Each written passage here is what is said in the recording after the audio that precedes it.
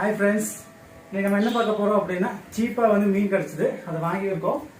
ஜோடிக்கு வந்து 15 ரூபாய் தான், எஸ்கே கோல்டு அப்படின்னு. அதுக்கப்புறம் வந்து ஸ்னெயில்ஸ் ஒன்று வந்து 5 ரூபாய்க்கு கிடச்சிது. அதான் வாங்கியிருக்கோம். வாங்க பார்க்கலாம். மோட்டரெல்லாம் எடுத்துட்டு ஹட்டை தூக்கிட்டோம்.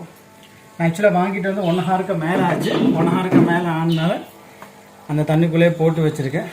இதுதான் அந்த ஃபிஷ்ஷு எஸ்கே கோல்டு. நம்மக்கிட்ட ஏற்கனவே பெருசு இருந்தது, பட் அது ஏதோ பாக்டீரியல் அட்டாக்னால வந்து அது செத்து போயிடுச்சு.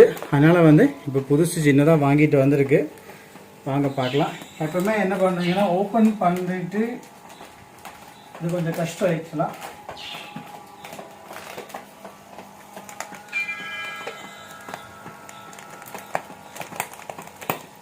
இந்த மீன் கடையில் கட்டி கொடுக்குற கவரு, பரோட்டா சால்னாக்கு வாங்குற கவரு பிரிக்கிறது வந்து ரொம்ப கஷ்டம்.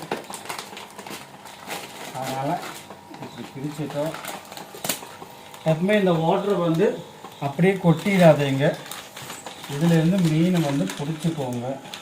பிடிச்சிட்டு இதுக்குள்ளே விட்டுட்டிங்கன்னா அவங்க பாட்டுக்கு ஜாலியாக போயிடுவாங்க. ஏன் அப்படின்னா அவங்க வாட்டரில் வந்து மெடிசன்ஸ் ஃபுல்லாக மிக்ஸ் பண்ணியிருப்பாங்க. நம்மளில் வந்து மெடிசன் மிக்ஸ் பண்ண மாட்டாங்க. ஸோ எந்த தண்ணியும் மிக்ஸ் பண்ண வேண்டாம். இந்த தண்ணி அப்படியே கொட்டிடுங்க. அவ்வளோதான். இப்போ பார்த்தீங்கன்னா தெரியும், ஸ்னெயில்ஸ் வாங்கியிருக்கு.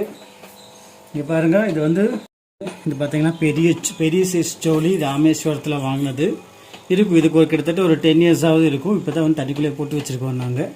பாக்கி எல்லாமே அதோட பேராக இருக்குது. அப்புறம் ப்ரீடிங்காக வந்து வச்சுருக்கேன். அது உங்களுக்கு தனியாக ஒரு வீடியோவில் காட்டுறேன். ஓகே ஃப்ரெண்ட்ஸ், பாய்.